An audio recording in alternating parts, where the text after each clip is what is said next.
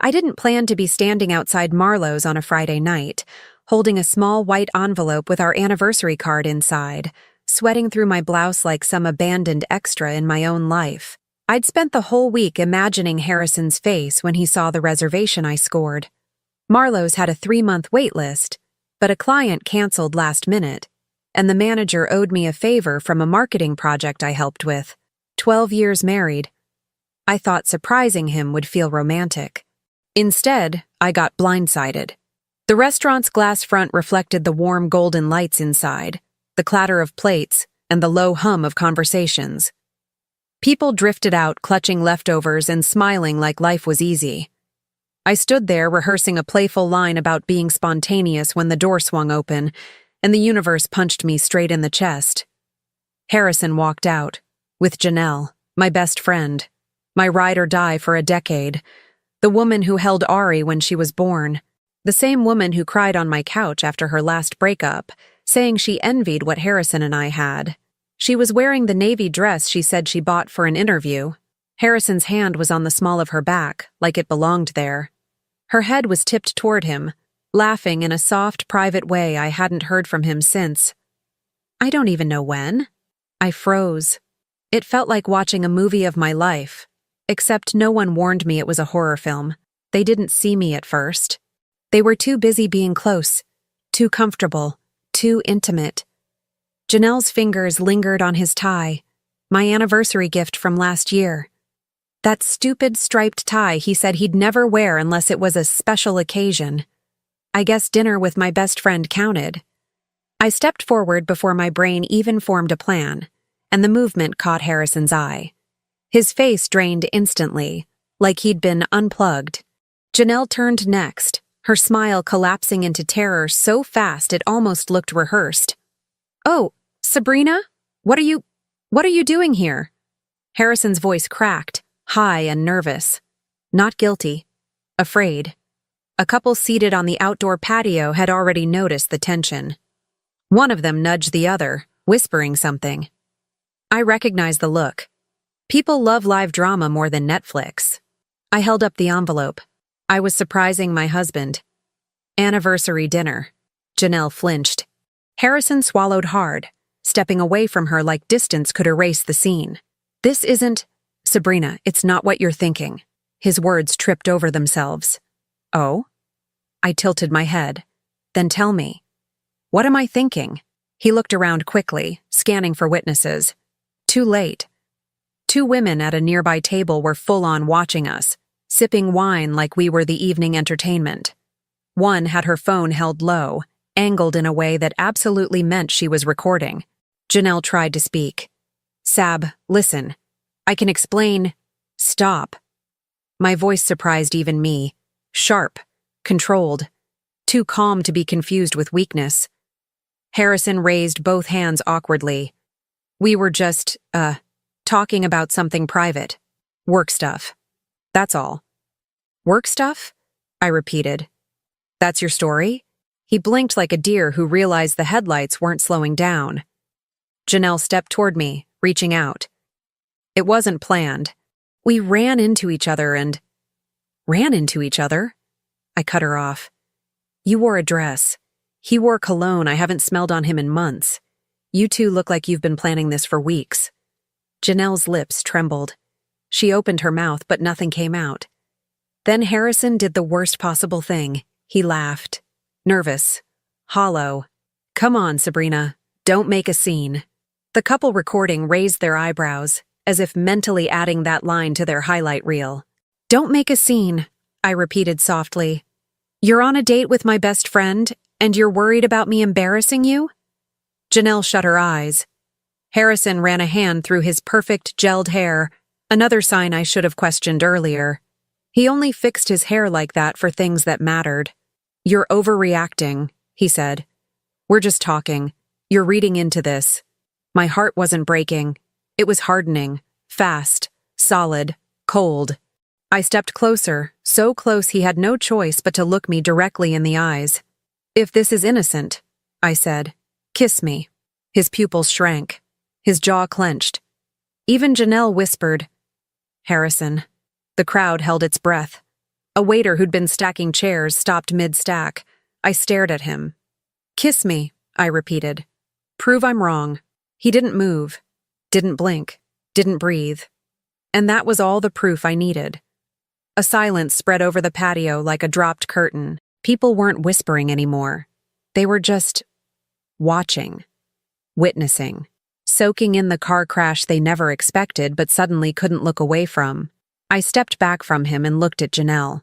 "You could have had any man," I said quietly. "But you chose my husband. And you chose to lie to my face." Her eyes filled. "Sabrina, I'm sorry." "No," I said. "You're sorry you got caught." For a moment, I considered slapping Harrison, like the movies always show. But pain wasn't what I wanted. Clarity was. So instead, I straightened my shoulders, held the envelope between two fingers, and dropped it at his feet. 12 years, I said. "And this is how you repay loyalty." He bent to grab the envelope, but I stepped back. I didn't owe him a thing. Not explanations, not tears, not grief. "Don't come home tonight," I said. "In fact, don't come home at all." Janelle gasped. Harrison stared at me like someone had just pulled the ground out from under him. Then I turned, walked past the cameras, past the gawking strangers, past the patio tables and warm lights, out into the night air that suddenly felt like mine again. I didn't cry. Not one tear. Instead, with every step, one thought pulsed through my mind. You betrayed me in public. Now I'll destroy you in daylight. And I meant every word. When people ask how long Harrison and I were good, I never know how to answer. We met at 23, both broke, both ambitious, both pretending adulthood wasn't suffocating us. He worked the front desk at a gym. I was building my marketing portfolio by taking any freelance job I could get. We bonded over cheap coffee and the fact that neither of us came from money. Back then, everything felt like teamwork. Two underdogs trying to outrun our childhoods. When Ari was born, things shifted. Not bad, not yet. Just heavier. I took a step back from climbing the corporate ladder so Harrison could take night classes and move into sales at the dealership. I told myself it was temporary, that once he got established, I'd go back to chasing the future I wanted. And for a while, I believed it. I was the one who handled the finances. I made spreadsheets, goals, savings plans. I'm the one who opened a high-yield emergency account when Ari turned 3. Harrison didn't even ask what was in it. He trusted me, and I trusted him. That account would become a weapon years later, but at the time, it felt like security. My mother passed when I was 28, leaving me her tiny rental property. Nothing glamorous, but meaningful. Harrison promised he'd renovate it one day, a project he was excited about. "It'll be our thing," he said. Except it never happened. It just sat there, gathering dust and leaking opportunity. The signs were there. God, they were so obvious now that I replay them. Harrison upgraded his wardrobe practically overnight. "Dealer expectation," he claimed. Janelle started canceling girls' nights, though she was always posting photos of cocktails with coworkers. Harrison suddenly guarded his phone, taking calls on the balcony instead of next to me on the couch. I asked, gently at first, then more directly. He brushed me off with a kiss to the forehead, calling me paranoid. But the real shift happened last fall. We were sitting at Ari's school recital, and Janelle slid into the seat beside Harrison instead of me. He laughed at something she whispered, and for a split second, I saw it. Comfort. Familiarity. A connection that didn't belong to them. When I asked her about it later, she smiled too casually. "You're overthinking. He's basically like a brother to me." I swallowed it. I wanted to believe her. Janelle was the friend who helped raise Ari when I worked late. The one who took pictures at every birthday party. The one who brought wine and ice cream when I had my first panic attack postpartum. Losing her felt impossible. So I told myself I was being insecure, hormonal, stressed, anything but right. After the scene at Marlowe's, I drove straight to my sister Rena's place. I didn't even breathe before blurting everything out. She listened, stone-faced, jaw tightening with every detail, When I finished, she didn't hug me. She didn't gasp. She didn't ask if I was sure. She simply said, "Sabrina, I didn't know how to tell you, but someone saw them together 2 weeks ago at Oak Ridge Plaza, holding hands." The room tilted. My stomach dropped. Hearing suspicion become truth is a violence of its own. "They looked like a couple," she added softly. "Not like friends." That's when the stakes became real. Not emotional, not theoretical. Tangible. My marriage wasn't cracking. It was gone. My best friend wasn't confused. She was invested. And the life I'd built for 12 years, the finances, the property, the family routines, was now a battlefield. I took a long breath, wiped my face, and whispered, "Okay, then I'm done pretending." Because if they could betray me in secret, I could dismantle everything in daylight. I woke up the next morning with a kind of clarity that didn't feel like strength. It felt like adrenaline wrapped in purpose. I didn't cry. I didn't spiral. My hands were steady, almost too steady, as I stood in my bedroom and looked around at the life I had spent 12 years curating. A life Harrison thought I wouldn't dare disrupt. He had no idea who he married. I grabbed a suitcase and started packing. Not dramatically, not recklessly, just the essentials. Clothes for Ari and me, our documents, my laptop, chargers, medications, the jewelry my mother left me. I moved with quiet efficiency, the way I always handled every crisis life threw at me. Only this time, I wasn't cleaning up a mess. I was preparing for war. Before leaving, I sat at the kitchen table, opened my laptop, and logged into our online banking. Step 1. Freeze the emergency savings account. 70% was legally mine. Inheritance-based contributions, my deposits, my management. Harrison had never bothered to understand that account because he assumed I always would. Step 2. Remove him from the joint credit card. 1 click. Access revoked. Step 3. Pause all auto drafts tied to our shared checking. If Harrison wanted to keep up his spotless image, he could pay the bills manually. As I worked, the house stayed unnervingly quiet. Harrison must have stayed at a hotel, or at Janelle's. The thought should have shattered me. Instead, it fueled me. When I finished with the accounts, I called a name I'd been given years ago by a coworker going through a messy divorce. "Marisol Vega," I said, voice steady. "I need a consultation. Today, if possible." Her assistant booked me in for early afternoon. Next, I emailed a local appraisal company and requested an urgent evaluation of my mother's property. I'd let that place sit for too long out of nostalgia. Now it needed to become an asset, not a memory. Then came evidence gathering. I walked through the house collecting every bank statement, every random receipt, every little inconsistency Harrison had brushed off. His new cologne, $139. The expensive dinner charge 2 weekends ago he claimed was team bonding. The hotel transaction from last month that he said was a mistake by the vendor. I took photos, screenshots, copied everything into a locked folder. Not because I needed revenge, because I needed leverage. By the time Harrison walked through the door at noon, I already had half my life organized into a game plan. He looked furious, confused, offended, like he was the victim. "Why are my cards getting declined?" he demanded. "What the hell is going on, Sabrina?" I didn't answer. I walked past him, suitcase in hand. Ari's backpack slung over my shoulder. "Where are you going?" he yelled, following me down the hallway. "We should talk about what happened last night. You're blowing this out of proportion." I turned slowly. For the first time in years, he looked small to me, shrinking under the weight of what he'd created.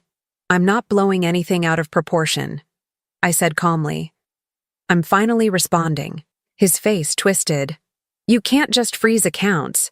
You can't just take Ari and walk out." "I already have," I said. "And the accounts? They're mine to freeze." He blinked. Twice. This was the first real crack in his composure, and watching it spread across his expression felt like reclaiming oxygen. "I'm staying with Rena for a few days," I said, brushing past him. "Ari will be with me. My lawyer will reach out by Monday." Lawyer? His voice broke around the word. You're getting a damn lawyer?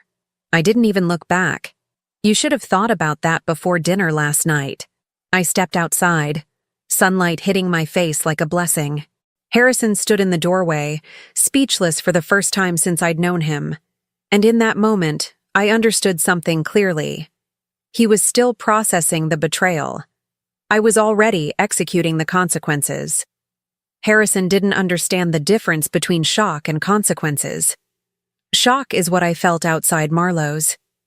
Consequences are what he started realizing the moment the world stopped bending for him. The first ripple hit him the next morning. While I was at Rena's kitchen table emailing Marisol's paralegal more documentation, Harrison called 5 times in a row. I didn't answer. On the 6th call, he texted, "The bank is saying I don't have access. Fix this." Not, "Please," not, "Can we talk?" Just entitlement dressed as panic. A moment later, he sent another. "They're expecting me at the dealership retreat. I need those funds." I put my phone face down. Not my circus anymore. At the dealership, things got worse for him. I didn't have to witness it to know. His coworkers began posting Instagram stories from the event, and Harrison wasn't in a single one. A guy named Trent, whom Harrison always bragged about impressing, uploaded a group picture with the caption, "Team Weekend. Some people too busy for responsibility." Ouch. The second ripple hit Janelle. Her boyfriend, technically ex-boyfriend now, showed up at her job and caused a scene so loud the receptionist posted a vague, "Some people really need therapy" tweet. Apparently, his iPad synced her messages from months back. Screenshots, photos, plans with Harrison, lies she'd told me. He sent me a DM with a single line. "You deserved better. Sorry I stayed quiet." The third ripple hit our social circle. Group chats that used to buzz with weekend plans went dead silent. Not for me. People texted me privately, one by one, carefully probing. "Are you okay? Do you need anything?" I heard something. Don't know if it's true. But no one texted Harrison. He always thought he was the one everyone respected. Turns out they were just polite. At Rena's, Ari sensed the shift. Kids always do. She sat beside me at breakfast, her little hands wrapped around her cereal bowl. "Mom," she whispered, "why are we here?" My throat tightened, but I refused to lie. Daddy made a choice that hurt us. So we're staying with Aunt Rena for a few days while I fix things. She stared at me with those big almond-shaped eyes that never missed a thing. "Did he hurt you?" Emotion punched through my chest. "Not in the way you're thinking, baby, but he did something that wasn't okay. And I'm protecting us." Ari nodded slowly, like she understood more than she should at 10 years old. That was the moment everything solidified. This wasn't just about me. This was about showing her what a woman does when betrayal tries to swallow her whole. Around noon, I stepped outside to take a call from Marisol. She updated me on paperwork, timelines, and the first steps of the divorce petition. Her voice was sharp and confident, a lifeline in human form. When I returned inside, Rena raised an eyebrow. "You ready for the next wave?" "What wave?" I asked. She smirked. "The one banging on my front door." Before I could respond, 3 loud knocks echoed through the house. Then Harrison's voice, urgent, desperate, familiar in a way that made my stomach harden. "Sabrina, open the door. We need to talk." Ari jumped. Rena immediately ushered her down the hall. I stayed still, breathing evenly. Harrison kept pounding, each hit sounding less demanding and more unhinged. "Sabrina, please, just open the damn door. We can fix this." I walked toward the door, but not to open it, just to stand on the other side and let him hear the calm in my voice. "There's nothing to fix," I said. "My lawyer will contact you. Do not come here again." He hit the door once more, then silence. Heavy, defeated silence. Ripples weren't ripples anymore. They were waves, and Harrison was just starting to drown. Harrison texted again 2 days later, this time pretending to be composed. "Let's talk. Public place. Neutral." I agreed. Not for him, but for documentation, for clarity, for closure on my terms. We met at Ridgeview Lounge, a trendy spot with tall windows, dim pendant lights, and a reputation for eavesdropping patrons who loved a scandal. Perfect. When I walked in, Harrison was already seated at a two-top near the center. He stood the moment he saw me, smoothing his shirt like he thought appearances still mattered. His eyes were hollow, bruised from lack of sleep. "Sabrina," he said, trying to soften his tone. "Thank you for coming. Can we start by—" "I'm not here to start anything," I cut in, sliding into my seat. "Just say what you need to say." He swallowed hard. "Look, Friday night was messy. We both overreacted. Things got blown out of proportion, and I think if you'd calm down, you'd see—" "Blown out of proportion?" I repeated. "You left a restaurant with my best friend." Several nearby tables went quiet. Ridgeview Lounge had background music for ambiance, but somehow the air thinned enough for everyone to hear. Harrison lowered his voice. "I was supporting her. She's been overwhelmed. Things with her boyfriend, work stress. So you comforted her with cologne and a dress code?" I asked. He flinched. It wasn't like that. Before he could spin another lie, a waitress dropped off a pair of waters, lingering just a second too long. She recognized us. Of course she did. The clip from Marlowe's had already been circulating online. Someone tagged the restaurant and now strangers were dissecting my marriage like it was an open case file. I placed a folder on the table. Calmly, deliberately. "What's that?" he asked. "Evidence," I said. He swallowed again. "Sabrina, you don't need to do this." I ignored him and pushed the folder toward him. He hesitated but opened it. The first page was a printed screenshot of messages between him and Janelle, sent to me by her ex-boyfriend. Plans, reservations, jokes about inside things that clearly weren't new. Harrison's fingers tightened on the paper. "Where did you get these?" "Does it matter?" I asked. "They're real." He flipped to the next page. Bank statements showing transfers to Janelle. His face drained further. "This isn't what it looks—" he started. "Don't finish that sentence," I said sharply. "Because if you lie to me one more time in public, I might stop being polite." A man 2 tables over choked on his drink, trying not to react.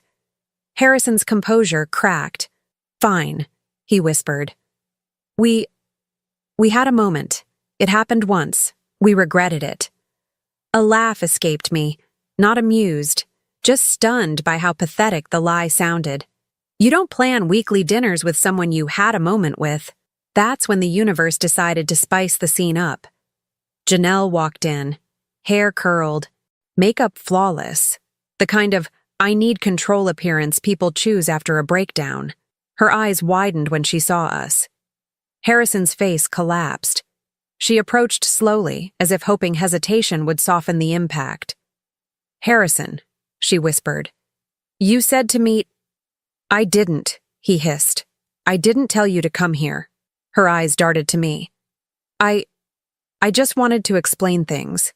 I stood, not angrily. "Just done." "Explain?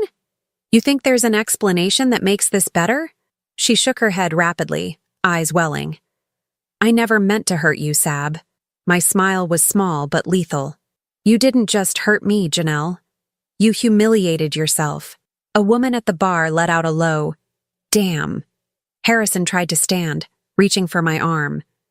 "Sabrina, please." I stepped back, raising my voice just enough. "You didn't cheat on your wife with her best friend." I paused. Let it land. "You cheated on your future with someone who can't even keep her own life together." A ripple passed through the lounge. Audible reactions, whispers, a phone recording lifted discreetly. Janelle's face crumpled. She turned and practically sprinted out the door. Harrison sank into his chair, his entire body deflating. "You didn't have to say that," he mumbled. "Yes," I said, gathering my things. "I did. Because truth isn't cruel. It's clean." I leaned down just enough for him to hear me clearly. "This is the last time I meet you in public without legal counsel present. Expect paperwork." Then I walked out of Ridgeview Lounge with every pair of eyes following me. Not out of pity, but out of respect. Behind me, Harrison remained frozen, humiliated, and completely alone. Exactly where he put himself. I thought Harrison would lay low after Ridgeview Lounge. Maybe stay quiet, lick his wounds, strategize like a sane adult. But humiliation does strange things to men who've built their entire identity on looking untouchable. He went on the offensive. It started with a Facebook post. Long, rambling, self-pitying. The kind of thing middle-aged uncles write during custody disputes. He blocked me before posting, but people sent screenshots within minutes. My wife is unstable and spreading lies about me. She's being manipulated by people who don't want to see our marriage succeed. Unstable. Manipulated. Lies. He even threw in a Bible verse at the end, which was almost comedic considering his extracurricular activities. Then he added, "I've always been loyal. I've always prioritized my family. I hope people don't believe rumors." Rumors. As if the entire internet hadn't already dissected the folder I slid across that table. I didn't respond. Not publicly, not privately. Silence is louder than any rebuttal. And apparently that silence was gasoline. By afternoon, Karma arrived wearing wireless earbuds and holding a ring light. A TikTok creator named the Neighborhood Oracle, a woman known for spilling local drama with CIA-level accuracy, posted a video titled, "If Your Man Looks Like This and Eats at Ridgeview Lounge, Girl. Run." It was a stitched video, starting with the shaky patio clip from Marlowe's, then the viral moment from Ridgeview where I delivered the line about cheating on his future. Someone at the restaurant had caught the entire exchange, angled perfectly. The video blew up within hours. Comments flooded in. He really thought he ate with that unstable post. The math isn't mathing for Harrison. Sis delivered that line like a closing argument. Not the best friend. The audacity is generational. And then the hashtag appeared. Justice for Sabrina. I didn't create it. I didn't encourage it. But once it existed, it spread like wildfire. Instagram picked it up next. Someone leaked Janelle's text messages arguing with her boyfriend. The ones where she admitted meeting Harrison wasn't a mistake, and complained that keeping things secret was stressing her out. Another screenshot revealed a message from her saying, "Sabrina will never know. She trusts me too much." That one burned. Naturally, the internet tore them apart. Janelle shut down her socials by the end of the night. Harrison kept his up. Big mistake. Every post he'd ever made was flooded with clown emojis, red flag hashtags, and comments analyzing his hairline, fashion choices, and moral compass. Then the dealership chimed in. Well, indirectly. A customer tweeted that she'd had an appointment with Harrison, but management canceled last minute and reassigned her to someone else. Another user claimed they overheard employees joking that Harrison's PR department is a fire extinguisher. Screenshots circulated. Memes followed. Edits appeared with dramatic music. My favorite was a photo of Harrison with the caption, "When you cheat and lie and blame your wife but forget the internet has a PhD in investigations." Still, I stayed quiet. Not a single post, not a single comment. One evening, while Ari was coloring beside me, Rena sat across the kitchen table scrolling through updates. "You know," she said, "you're trending on and off for 12 hours. I shrugged. "I never wanted attention. That's why they trust you. You're not playing the game." And she was right. Harrison had tried to twist the narrative by shouting into the void. I won by letting the truth speak for itself. But the biggest blow landed 3 days later. A local news Facebook page posted an article titled, "Infidelity Scandal at Eastgate Motors. Manager under scrutiny after viral video." It wasn't an official investigation, but the dealership hated anything that made them look messy.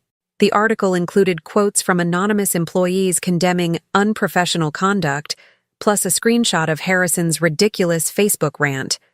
By the time he realized what was happening, the PR war was already over. He wasn't winning hearts. He wasn't controlling the story. He wasn't even in the conversation anymore.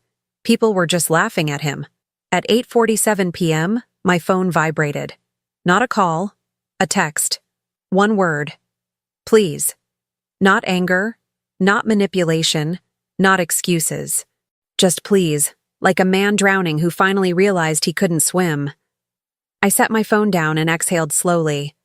The truth wasn't just out, it was viral, and Harrison had nowhere left to hide. The day Marisol filed the divorce petition, I felt something inside me settle. Not peace exactly, but structure. A blueprint. While Harrison scrambled online trying to salvage public sympathy, I was doing something far more dangerous. I was removing every piece of scaffolding that held up his life. The first blow landed early Monday morning. His phone lit up with a notification from the bank. New activity on your account may require review. What that really meant was, all discretionary spending flagged, joint credit application rejected, access requiring authorization, my authorization. The dealership expected him to put down a deposit for the upcoming summer sales conference. He couldn't. The card declined. The secondary account failed, and the regional director had zero patience for personal issues.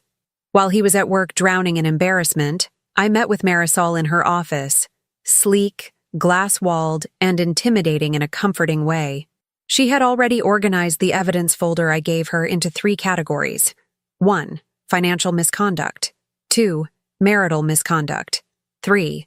Reputation risk. She flipped through the paperwork, tapping her pen thoughtfully. We're going for full custody, child support, spousal support, and a significant division of assets. Based on the evidence, the judge will lean heavily in your favor. I nodded. Calm, prepared. No hesitation.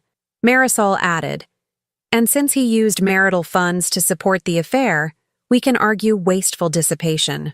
Translation. Every dollar he spent on Janelle would now count against him legally. Meanwhile, the appraisal for my mother's property came back higher than expected. I immediately listed it for rent, and within 2 days, I had 3 applicants. That income stream gave me even more leverage. Then came the discovery phase. Marisol's team subpoenaed Harrison's financial records, text logs, and bank activity. When he received the notice, he blew up my phone again. What are you doing? This isn't fair. You're turning our life into a court case. I didn't bother responding. He had already turned our life into an affair. But the real implosion happened when the subpoenas reached the Whitlock family, Harrison's side. His father, Gerald Whitlock, a wealthy, old-school businessman who valued reputation more than emotional connection. Gerald requested a family discussion, which was code for, "You embarrassed us publicly. Fix it." Harrison showed up to that meeting thinking his father would defend him. Instead, Gerald stood at the head of his marble dining table, slapped the printed TikTok article down, and said, "Do you understand what you've done to this family name?" According to Rena, whose friend's sister's boyfriend works for the Whitlocks, the conversation escalated quickly. Gerald berated him for poor judgment, lack of discipline, and disgracing the dealership network. Harrison tried to spin it, claimed I was emotional and overreacting. Gerald reportedly cut him off with, "Your wife handled this with more dignity than you." Ouch. His brother, Caleb, usually his biggest ally, refused to take his side. Caleb had built a spotless reputation in finance and couldn't risk association with viral scandal. "You dragged the rest of us into this," he told Harrison. "Fix it alone." In one afternoon, the support system Harrison assumed he'd always have fractured completely. Meanwhile, Janelle's world was collapsing too. Her workplace had quietly launched a review after her ex-boyfriend reported the affair as harassment risk due to involvement with a customer's family. HR interviewed her, then suspended her pending investigation. Within days, she was terminated. I didn't celebrate it. I didn't need to. Actions simply returned to their owners. Back on my end, Marisol filed for temporary custody. Harrison tried to fight it, but the judge saw the evidence, saw the viral clips, saw the public meltdown, and granted me full temporary custody with supervised visitation until the case settled. When Harrison received the court order, He drove to Rena's house unannounced again. This time, I had the security camera on and Rena ready to call the police. He stood on the porch, rain soaking through his hoodie, looking smaller than I'd ever seen him. "Sabrina, please," he said through the door. "You're taking everything." I stayed behind the locked door. "I'm taking back what's mine. You're losing only what you forfeited." His forehead pressed against the wood. His voice cracked. "I have nowhere to go." That wasn't true, but it felt symbolic. He didn't have a home, not emotionally, not legally, not financially. By the end of the month, he was living in a tiny studio outside the city, making minimum commission at the dealership, without family support, without his mistress, without access to the money he once bragged about controlling. Every pillar of his life had collapsed, everyone he built on lies.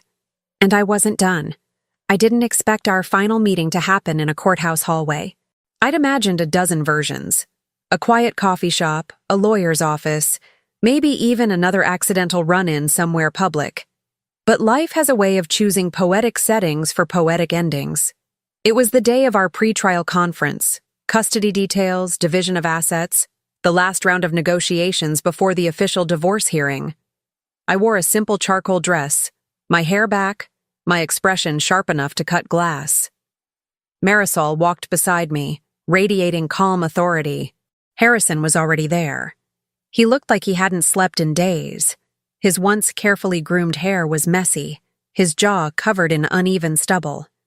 His clothes hung off him like they belonged to a different man, a more confident, more intact version of him. When he saw me enter, he straightened abruptly, as if muscle memory kicked in before dignity could. "Sabrina," he breathed. His voice, it was soft, not apologetic, just hollow. "We should talk," he said, stepping forward.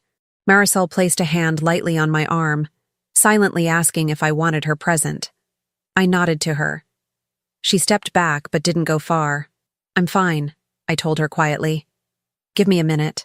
She nodded once and walked a few steps away, far enough to give space but close enough to intervene if needed. Harrison let out a breath he'd been holding. "Thank you." I didn't respond. He studied my face as if searching for the woman he used to manipulate with a single sigh or half-hearted apology. She wasn't there, not anymore.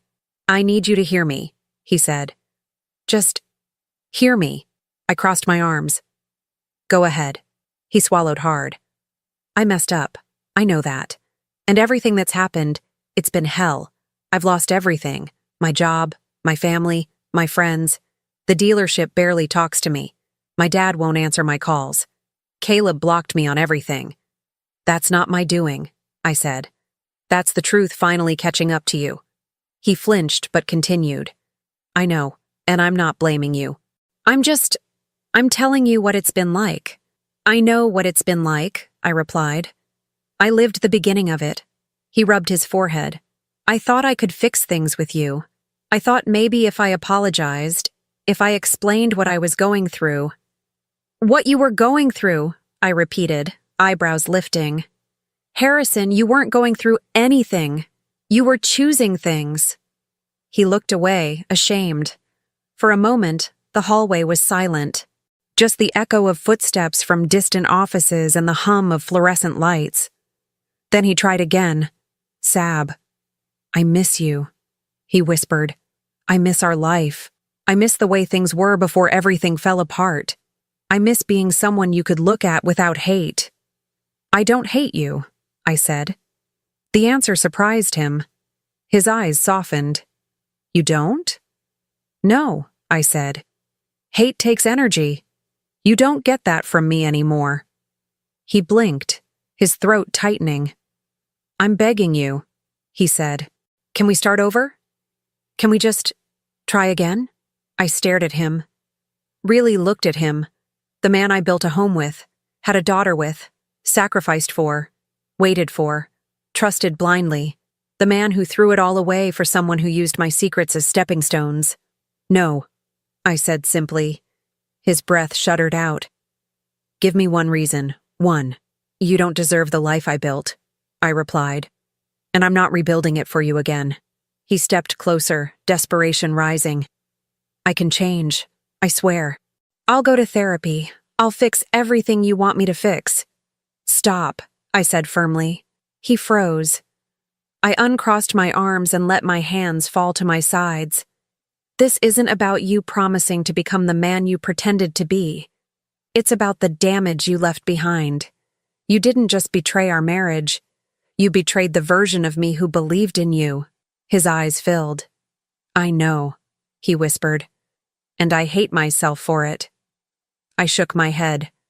No, you hate the consequences, not the actions. He swallowed hard, the truth landing like a blow. He reached out slowly, as if touching me could bring back the past. I stepped back immediately. His hand dropped. I'm sorry, he said again, voice cracking.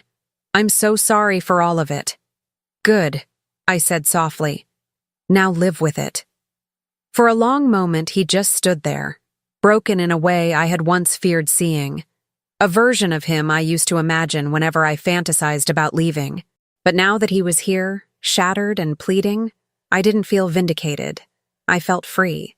He tried one last time. Sabrina, I love you. I always did. I exhaled slowly. No, Harrison. You loved the comfort I gave you. You loved the stability I built. You loved the image I helped maintain. But you never loved me enough to choose me. His face crumpled. Please don't walk away. I already did. He shook his head, stepping toward me. I can't lose you. I met his eyes, unwavering. You didn't lose me. His brows lifted slightly, hope sparking, foolish and fragile. Then I delivered the line he would never recover from. You gave me away the moment you chose someone else. He stopped breathing. Then, finally, I ended it. You didn't break our marriage, Harrison. You broke the version of me that tolerated you. I turned, walked back toward Marisol, and didn't look back. Behind me, the man who once thought he controlled everything stood alone in the courthouse hallway, small, defeated, and completely irrelevant. Exactly as he made himself. 14 months later, I woke up in a home that felt entirely mine. No ghosts in the corners, no tension lingering in the walls, no air waiting to collapse under an argument. Just sunlight filtering through soft curtains, and Ari humming a song in the kitchen while making her usual Saturday pancakes. Extra blueberries, because she says they make the morning brighter. I padded down the hallway with my coffee, watching her flip pancakes with a confidence she didn't have a year ago. That was the first transformation I noticed. She wasn't afraid anymore. Not of tiptoeing around moods, not of overhearing arguments, not of wanting too much. Kids grow when the air around them stops shrinking. I grew too. The rental property became my steady second income stream. After hiring a contractor and finally fixing the roof Harrison always promised he'd get to eventually, it turned into one of the best decisions I ever made. I learned to negotiate leases, manage tenants, budget renovations, and treat it like the business it should have always been. At work, I moved from project manager to senior project manager. Then 2 months later, my boss handed me a new title, Head of Campaign Strategy. The promotion wasn't a surprise. I'd been killing myself trying to prove something during my marriage. Turns out, once I stopped dragging dead weight, my mind had room for brilliance again. I also started taking on freelance consulting clients on weekends, small businesses needing marketing guidance. It wasn't about money. It was about momentum, about knowing that if everything fell apart tomorrow, I could rebuild without asking anyone for permission. My circle changed too. Some people drifted away naturally, unsure how to act around a woman who refused to play small anymore. Others stepped closer, women who respected boundaries, friendships built on honesty instead of convenience. Even Rena said more than once, "You're softer now, in a stronger way." As for love, I didn't rush.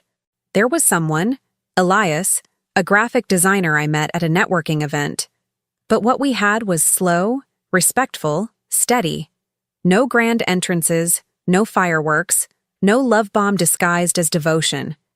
Just real connection, One that didn't demand pieces of me I couldn't afford to give. Ari liked him. That mattered most. And Harrison? He existed somewhere out there. A fading echo I no longer had to turn toward. The last update I received about him came from a mutual acquaintance who messaged me out of the blue. Harrison's working part-time shifts at Westline Auto. Looks rough. Keeps to himself. I didn't ask for details. I didn't block the message either. I just let it sit there. A quiet reminder of how someone can fall so far while you rise so steadily. The finalization of the divorce, months ago, felt less like an ending and more like being handed my own name back. The judge granted full custody, with visitation under specific terms Harrison rarely used. Not because I blocked him, but because consistency requires integrity, and he struggled with both. I didn't hate him. That was the biggest transformation of all. Hate would have tied me to him forever. I chose something better. I chose indifference. One afternoon, while cleaning out a drawer, I found the small white envelope I had dropped at his feet outside Marlowe's. I kept it, not for sentiment, but for closure. Inside was the card I'd written before everything exploded. To us, to the life we're building, to the trust we never let go of. I didn't feel pain reading it. I felt distance. A woman who wrote those words lived a lifetime ago. A version of me who believed the foundation beneath her was solid. She wasn't stupid. She wasn't naive. She just didn't know yet that sometimes you have to lose the wrong person to meet the right version of yourself. That evening, after Ari fell asleep, I sat on the balcony with my journal and wrote the final line of the story I had been afraid to close. Freedom didn't come from leaving him. Freedom came from choosing me. And for the first time in years, the air around me didn't feel borrowed. It felt earned.